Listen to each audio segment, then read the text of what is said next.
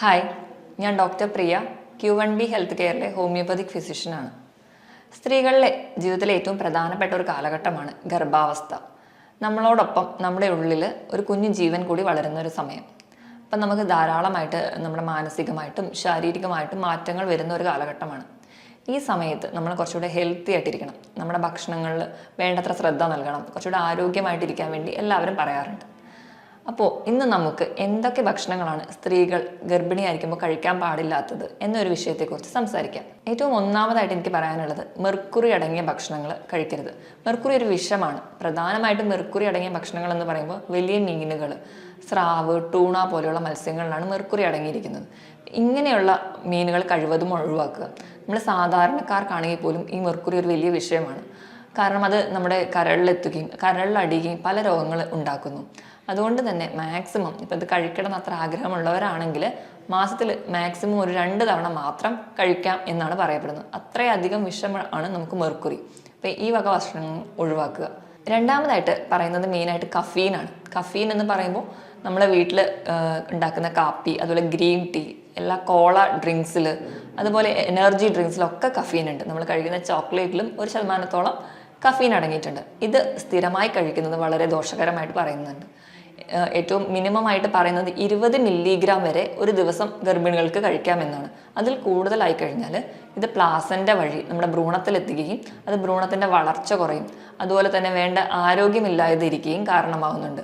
അതുപോലെ പെട്ടെന്ന് നേരത്തെ ഡെലിവറി വരാനും അതുപോലെ അബോർഷന് വരെ ചാൻസ് ഈ കഫീൻ കൂടുമ്പോൾ ഉണ്ടാവുന്നതായിട്ടാണ് പറയപ്പെടുന്നത്. കുഞ്ഞുങ്ങൾക്ക് അവരുടെ വളർച്ചയെ ബാധിക്കുന്നത് പോലെ തന്നെ അവരുടെ അമ്മമാർക്ക് അല്ലെങ്കിൽ ഗർഭിണികൾക്ക് അസിഡിറ്റി പോലെയുള്ള ബുദ്ധിമുട്ടുകൾ ഉണ്ടാവുന്നുണ്ട്. അതുപോലെയാണ് അവർക്ക് ഹൃദയമിടിപ്പ് കൂടുതലായിട്ട് പാൽപിറ്റേഷനായിട്ട് അനുഭവപ്പെടുക. ഇതൊക്കെ ഈ കഫീൻ അധികമായി ചെല്ലുമ്പോൾ അവർക്ക് അനുഭവപ്പെടാറുണ്ട്. അതുപോലെ തന്നെ നമ്മൾ പൊതുവേ ഗർഭിണിയായിരിക്കുമ്പോൾ ഹെൽത്തി ഫുഡ് കഴിക്കണം എന്ന് പറയുമ്പോൾ മാക്സിമം ജങ്ക് ഫുഡുകൾ ഒഴിവാക്കുക, ഹോട്ടൽ ഭക്ഷണങ്ങൾ ഒഴിവാക്കുക.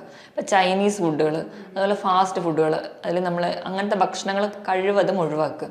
കാരണം ഇങ്ങനെയുള്ള ഭക്ഷണങ്ങൾ അജിനോമോട്ടോ എന്ന് പറയുന്നൊരു കോമ്പൗണ്ട് ഉണ്ട്.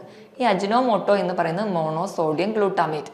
ഇത് ഭ്രൂണത്തിൻ്റെ വളർച്ചയെ തടയുന്നുണ്ട്. അതുപോലെ തന്നെ ഭ്രൂണത്തിന് അബോർഷൻ വരെ ഉണ്ടാവാൻ ഈ ഒരു കെമിക്കൽ കാരണമാവുന്നുണ്ട്. അതുകൊണ്ട് മാക്സിമം ജങ്ക് ഫുഡുകൾ അതുപോലെ തന്നെ ഹോട്ടൽ ഫുഡുകളും കുറയ്ക്കുക.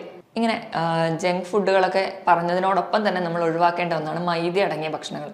നമ്മൾ കഴിക്കുന്ന പൊറോട്ട പോലെയുള്ള ഭക്ഷണങ്ങളാണെങ്കിൽ നമുക്കറിയാം, ഒന്നാമത് ഗർഭിണിയായിരിക്കുമ്പോൾ മലബന്ധം ഒരു കാരണമായി കാണാറുണ്ട്. പല സ്ത്രീകൾക്ക് മലബന്ധം ഉണ്ടാവാറുണ്ട്. നമ്മൾ ഈ മൈദ അടങ്ങിയ പോലെ ഭക്ഷണങ്ങൾ കൂടുതലായി കഴിക്കുകയാണെങ്കിൽ ഇത് കൂടുതൽ ബുദ്ധിമുട്ടുണ്ടാകും. പൈൽസ് പോലെയുള്ള ബുദ്ധിമുട്ടുകൾ ഗർഭിണികൾക്ക് ഉണ്ടാവാനുള്ളൊരു കാരണമായി പറയുന്നുണ്ട്. ഇനി നമ്മൾ സാലഡുകളൊക്കെ ഗർഭിണികൾ കൂടുതലായി കഴിക്കണം എന്ന് പറയാറുണ്ട്. പക്ഷേ ഇന്നത്തെ ഒരു കാലഘട്ടത്തിൽ നമ്മൾ അത് കട്ട് ചെയ്യാനുള്ളൊരു മടികൾ കൊണ്ടുപോലും സാലഡൊക്കെ പാക്കറ്റ് ഫുഡായിട്ട് മേടിച്ച് കഴിക്കാറുണ്ട്. അപ്പോൾ ഇങ്ങനെ കഴിക്കുന്നവരെ ശ്രദ്ധിക്കുക. കാരണം നമ്മൾ ഈ പാക്കറ്റായിട്ട് ഉപയോഗിക്കുമ്പോൾ അതിൽ ഒരുപാട് പ്രിസർവേറ്റീവ്സ് അല്ലെങ്കിൽ ആ പഴവർഗ്ഗങ്ങളോ പച്ചക്കറികളോ കേടുവരാതിരിക്കാൻ വേണ്ടി പല പ്രിസർവേറ്റീവ്സും ചേർത്തിട്ടുണ്ടാവും. അതുപോലെ തന്നെ ഇങ്ങനെ സാലഡ് ഉണ്ടാക്കാൻ വേണ്ടി ഉപയോഗിക്കുന്ന പഴവർഗ്ഗങ്ങളോ പച്ചക്കറികളോ ഒരു പക്ഷേ കഴുകിയിട്ട് ഉപയോഗിക്കുന്നതായിരിക്കണമില്ല. അപ്പം ഇങ്ങനെ കഴുകാതെയൊക്കെ ഉപയോഗിക്കുന്നതിൻ്റെ ഭാഗമായിട്ട് ടോക്സോപ്ലാസ്മോസിസ് എന്നൊരു അണുബാധ ഉണ്ടാവാനുള്ള ചാൻസ് വളരെ കൂടുതലാണ്. അപ്പം മാക്സിമം നമ്മൾ തന്നെ വീട്ടിൽ അത് പഴവർഗ്ഗങ്ങളും പച്ചക്കറികളും സീസണൽ ആയിട്ടുള്ള പച്ചക്കറികളും പഴവർഗ്ഗങ്ങളും മേടിക്കാൻ വേണ്ടി ശ്രദ്ധിക്കുക. മേടിക്കുകയാണെങ്കിൽ തന്നെ എന്നിട്ട് അത് വൃത്തിയായിട്ട് ഒരു ഉപ്പോ ഇട്ട് കുറച്ച് നേരം നല്ലപോലെ കഴുകിയ ശേഷം മാത്രം നമ്മളത് ഉപയോഗിക്കുക. അല്ലെങ്കിൽ അത് കഴുകിയ ശേഷം മാത്രം കഴിക്കുക. കാരണം ഒരുപാട് കെമിക്കൽസും അതുപോലെയൊക്കെ അടിച്ചിട്ടായിരിക്കും നമ്മുടെ പഴവർഗ്ഗങ്ങളും പച്ചക്കറികളൊക്കെ ഇന്ന് ഉണ്ടാക്കുന്നത്. അപ്പം ഇത് നമ്മുടെ കുഞ്ഞിൻ്റെ വളർച്ചയെ ബാധിക്കുന്നതായിട്ട് പറയുന്നുണ്ട്. ഇത് പറഞ്ഞതുപോലെ തന്നെ പച്ചമുട്ട ഗർഭിണികൾ ഒരിക്കലും കഴിക്കരുത്. കാരണം പച്ചമുട്ടയിൽ നമുക്കറിയാം ആ മുട്ട കംപ്ലീറ്റ് ആയിട്ട് വേവാത്തത് കൊണ്ട് സാൽമോണെല്ല ബാക്ടീരിയ എന്ന് പറയുന്ന ഒരു ഇൻഫെക്റ്റീവ് ഓർഗാനിസം ഉണ്ടാകാം. ഇത് സ്ത്രീകൾക്ക് പനി പോലെയുള്ള ഇൻഫെക്ഷൻസ് ഉണ്ടാകുന്നതായി കാണാം. ഫുഡ് പോയ്സൺ ഉണ്ടാകുന്നത് വഴിയാണ് അവർക്ക് പനി ഉണ്ടാകുന്നത്. അതുപോലെ സ്ത്രീകൾക്ക് വയറുവേദന, ഓക്കാനം, ഛർദി പോലെയുള്ള ബുദ്ധിമുട്ടുകൾ ഉണ്ടാവാറുണ്ട്. അത് കാരണം എന്താണെന്ന് വെച്ചിട്ടുണ്ടെങ്കിൽ ഈ ബാക്ടീരിയ നമ്മൾ കംപ്ലീറ്റ് ആയിട്ട് വേവാത്തപ്പോൾ നമ്മുടെ വയറിൽ നമ്മൾ ആ ഒരു ഗർഭിണിയായിരിക്കുന്ന ഒരു അവസ്ഥ എന്ന് പറഞ്ഞാൽ കുറച്ചുകൂടെ സെൻസിറ്റീവ് ആയിരിക്കും. അതുകൊണ്ടാണ് പൊതുവേ ഇങ്ങനെ സാൽമോണല്ല ബാക്ടീരിയയുടെ ഇൻഫെക്ഷൻ നമുക്ക് പെട്ടെന്ന് ഉണ്ടാവുന്നത്. അപ്പോൾ പ്രധാനമായും ഈ പച്ചമുട്ട അടങ്ങിയതാണ് മയണൈസ്, ഐസ്ക്രീം, കേക്ക്. ഇത് മാക്സിമം കുറച്ച് ഉപയോഗിക്കാൻ വേണ്ടി ശ്രദ്ധിക്കുക. അതുപോലെ തന്നെ നമ്മൾ വീട്ടിൽ ഉണ്ടാക്കുന്ന ഓംലെറ്റുകൾ പകരം ബുൾസൈയൊക്കെ ഉണ്ടാക്കി എല്ലാവരും കഴിക്കാറുണ്ട്. അപ്പോൾ അങ്ങനെ ഒരു സ്റ്റേജിൽ നമ്മൾ കഴിക്കുകയാണെങ്കിലും അതും കംപ്ലീറ്റ്ലി കുക്ക്ഡ് അല്ല. അപ്പോൾ മാക്സിമം മുട്ട പുഴുങ്ങി കഴിക്കാൻ വേണ്ടി ശ്രദ്ധിക്കുക. അതായിരിക്കും നമുക്ക് കുറച്ചും കൂടി ഹെൽത്തി ആയിട്ടുണ്ടാവുക. ഇതുപോലെ തന്നെയാണ് നമ്മൾ മുളപ്പിച്ച പയർ കഴിക്കുന്നത്. നമുക്കറിയാം ഏറ്റവും ഹെൽത്തി ആയിട്ട് അല്ലെങ്കിൽ എല്ലാവരും ഡയറ്റിൽ ഇൻക്ലൂഡ് ചെയ്യാൻ പറയുന്ന അല്ലെങ്കിൽ ഉൾപ്പെടുത്താൻ പറയുന്ന ഒരു വസ്തുവാണ് മുളപ്പിച്ച പയർ. ഒന്നാമത് തന്നെ പയറിൽ ധാരാളം പ്രോട്ടീൻ ഉണ്ട്. പിന്നെ മുളപ്പിക്കുകയും കൂടി ചെയ്ത് കഴിയുമ്പോൾ പ്രോട്ടീനോടൊപ്പം തന്നെ വൈറ്റമിൻ സി കൂടുന്നുണ്ട്. അപ്പം പൊതുവേ മുളപ്പിച്ച പയർ നല്ലതാണെന്നാണ് പറയാം. പക്ഷെ ഗർഭിണികൾ മുളപ്പിച്ച പയർ കഴിക്കാത്തതാണ് നല്ലത്. കാരണം ഇങ്ങനെ മുളപ്പിച്ച പയറിൻ്റെ അകത്ത് ഈ പറയുന്ന പോലെ സാൽമോണല്ല ബാക്ടീരിയ വളരാൻ വലിയൊരു ഘടകങ്ങൾ അവിടെ ഉണ്ട്. കാരണം ആ ഈർപ്പത്തിലൊക്കെ ഈ ബാക്ടീരിയകൾ ഇരിക്കും. പൊതുവേ ഇങ്ങനെ മുളപ്പിച്ച പയറൊക്കെ എല്ലാവരും സാലഡായിട്ട് വേവിക്കാതെയാണ് കഴിക്കുക. ഇങ്ങനെ സാൽമോണല്ല ബാക്ടീരിയ നമ്മുടെ വയറിലെത്തിക്കും, അത് പ്ലാസന്റ വഴി ഭ്രൂണത്തിലെത്തിക്കും, അത് ഭ്രൂണത്തിൻ്റെ വളർച്ചയെ വരെ ബാധിക്കുന്നുണ്ട്. അപ്പം മുളപ്പിച്ച പയർ കഴിക്കാത്തതാണ് ഗർഭിണികൾക്ക് നല്ലത്. അതുപോലെ ഗർഭിണിയായിരിക്കുന്ന സ്ത്രീകൾ മദ്യം തീരെ ഉപയോഗിക്കരുത്. കുറച്ച് വെസ്റ്റേൺ കൾച്ചറിൻ്റെ ഒക്കെ ഒരു കടന്നു വരവോടുകൂടി നമ്മുടെ നാട്ടിലും സ്ത്രീകളിൽ ചെറിയ തോതിലെങ്കിലും മദ്യം ഉപയോഗിക്കാറുണ്ട്. പക്ഷേ ഗർഭിണിയായിരിക്കുമ്പോൾ പൂർണ്ണമായിട്ടും മദ്യം ഒഴിവാക്കുക. കാരണം കുഞ്ഞുങ്ങൾക്ക് ആൽക്കഹോൾ ഫീറ്റൽ സിൻഡ്രോം എന്ന് പറയുന്ന ഒരു കണ്ടീഷൻ ഉണ്ടാവാൻ ചാൻസ് ഉണ്ട്. അതുപോലെ അബോർഷൻ ഉണ്ടാവാനുള്ള ചാൻസ് ഉണ്ട്.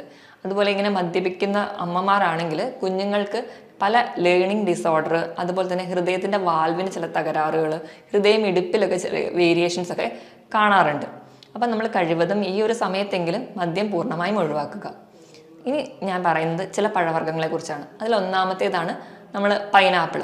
പൈനാപ്പിൾ എന്ന് പറയുന്നത് ധാരാളം നാരുകളും വൈറ്റമിൻസൊക്കെ അടങ്ങിയ ഒരു പഴവർഗ്ഗമാണ്. പക്ഷേ ഗർഭിണികൾ ഇത് അമിതമായി കഴിച്ചു കഴിഞ്ഞിട്ടുണ്ടെങ്കിൽ പൈനാപ്പിളിൽ ബ്രൊമാലിൻ എന്ന് പറയുന്ന ഒരു കമ്പോണൻ്റ് ഉണ്ട്. ഈ ഒരു കമ്പോണൻ്റ് നമ്മുടെ യൂട്രസ് പെട്ടെന്ന് കൺട്രാക്ട് ചെയ്യാനും റിലാക്സ് ചെയ്യാനും കാരണമാക്കും. അതുകൊണ്ട് തന്നെ നമുക്ക് ചിലപ്പോൾ അബോർഷൻ വരെ ഉണ്ടാവാം. അപ്പോൾ ഇത് അധികമായി കഴിക്കുന്നത് ഗർഭിണികൾക്ക് അത്ര നല്ലതല്ല. അതുപോലെ തന്നെ പപ്പായയും ഒരു മിതമായ അളവിൽ കഴിക്കുന്നതിൽ വലിയ തെറ്റില്ല. പക്ഷേ നമ്മൾ പച്ച പപ്പായയാണ് കഴിക്കുന്നതെങ്കിൽ പപ്പായയിലുള്ള പപ്പൈൻ എന്ന് പറയുന്ന ഒരു ഘടകം ഈ പറഞ്ഞ പോലെ യൂട്രസിനെ പെട്ടെന്ന് കൺട്രാക്ട് ചെയ്യാനും റിലാക്സ് ചെയ്യാനും കാരണമാവുന്നുണ്ട്. അതുവഴി നമുക്ക് ചിലപ്പോൾ അബോർഷൻ വരെ ഉണ്ടാവാം. പഴുത്ത പപ്പായ ചെറിയ തോതിൽ കഴിക്കുന്നത് വലിയ ദോഷം ചെയ്യാറില്ല. ഇതുപോലെ തന്നെ സ്ത്രീകൾ നമ്മളെ ഓർഗൺ മീറ്റുകൾ, അതായത് കൂടുതലായിട്ടും കരളുകളൊക്കെ കഴിക്കാറുണ്ട്. അപ്പം അങ്ങനെ വരട്ടിയൊക്കെ പൊതുവെ കഴിക്കുന്നത് അത്ര നല്ലതല്ല. കാരണം ഇതിൽ വൈറ്റമിൻ എന്റെ അളവ് കൂടുതലുള്ളതും നമ്മുടെ കുഞ്ഞിൻ്റെ വളർച്ചയെ ബാധിക്കുന്നതായിട്ട് പറയുന്നു. അതുപോലെ തന്നെ തേനിൻ്റെ ഉപയോഗം നമ്മൾക്കറിയാം. നമ്മളിന്ന് നാടുകളിലൊക്കെ നമ്മളെ വീടുകളിലൊക്കെ പലരുടെ വീട്ടിലൊക്കെ തേനൊക്കെ എടുക്കാറുണ്ട്. നമ്മളത് ഗർഭിണികൾ കഴിക്കുന്നതും നമുക്കറിയാം കുറച്ചുകൂടെ ഹൈജീനിക് ആയിരിക്കില്ല ചിലപ്പോൾ തേൻ എടുക്കുന്ന മാർഗം. അല്ലെങ്കിൽ ആ ചില തരത്തിലുള്ള ചെറിയ ഇൻഫെക്ഷൻസ് ഒക്കെ നമ്മൾ തേനിൻ്റെ ഉള്ളിൽ കാണാറുണ്ട്. അപ്പം നമ്മൾ ഗർഭിണികൾ തേൻ കഴിക്കുകയാണെങ്കിൽ അതും ചെറിയ രീതിയിൽ പല ഇൻഫെക്ഷൻസ് ഉണ്ടാവാനും കാരണമുണ്ട്. അതുകൊണ്ട് ഗർഭിണികൾ തേൻ എടുക്കുന്ന അത്ര നല്ലതല്ല. ഞാൻ ഈ പറഞ്ഞ പോലെയുള്ള ഫുഡുകളൊക്കെ മാക്സിമം അവോയ്ഡ് ചെയ്യുക. അതോടൊപ്പം തന്നെ നമ്മൾ കുറച്ചും കൂടി നമ്മുടെ മെൻ്റലി നമ്മുടെ ആരോഗ്യം ഉറപ്പുവരുത്തണം. അതിനായിട്ട് ചെറിയ രീതിയിലുള്ള യോഗയും മെഡിറ്റേഷനൊക്കെ ചെയ്യുന്നത് ഗർഭിണിയായിരിക്കുന്ന ഒരാൾക്ക് നല്ലതാണ്. കാരണം നമുക്ക് സ്ട്രെസ്സൊക്കെ കുറച്ചുകൂടെ കുറഞ്ഞിരിക്കുകയാണെങ്കിൽ അത് നമ്മുടെ കുഞ്ഞിൻ്റെ ആരോഗ്യത്തിന് വളരെ നല്ലതാണ്. നമ്മൾ സ്ട്രെസ് ആയിട്ടിരിക്കുകയാണെങ്കിൽ നമ്മളിൽ ഉണ്ടാവുന്ന ഹോർമോണൽ ചേഞ്ച് പ്ലാസൻ്റ വഴി കുഞ്ഞിലെത്തുകയും അത് കുഞ്ഞിൻ്റെ തലച്ചോറിൻ്റെ വളർച്ചയെ ബാധിക്കുന്നുണ്ട്. അതുപോലെ കുഞ്ഞുങ്ങളിൽ ചില ലേണിംഗ് ഡിസോർഡേഴ്സ് കാണിക്കാറുണ്ട്. അവരുടെ മാനസിക നിലയ്ക്കും ചെറിയ വ്യത്യാസങ്ങളൊക്കെ കാണിക്കാറുണ്ട്. അപ്പം ഗർഭിണിയായിരിക്കുന്ന ഒരമ്മ എപ്പോഴും കുറച്ചുകൂടെ ഹാപ്പി ആയിട്ടിരിക്കുക. അതുപോലെ തന്നെ ധാരാളം വെള്ളം കുടിക്കുക. കുഞ്ഞിനും കൂടി വേണ്ടിയിട്ടുള്ള ധാരാളം വൈറ്റമിൻസും അടങ്ങിയ ഭക്ഷണങ്ങൾ കഴിക്കുക. ഫോണ് പോലെയുള്ള ഗാഡ്ജറ്റ്സിൻ്റെ ഉപയോഗങ്ങൾ കുറയ്ക്കുക. ഇങ്ങനെയൊക്കെ നമ്മൾ ശ്രദ്ധിക്കുന്നത് വഴി നമുക്ക് ആരോഗ്യമുള്ള ഒരു കുഞ്ഞിനെ നമുക്ക് ലഭിക്കും. മറ്റൊരു ഹെൽത്ത് ടോപ്പിക്കുമായിട്ട് വീണ്ടും വരുന്നത് വരെ നന്ദി.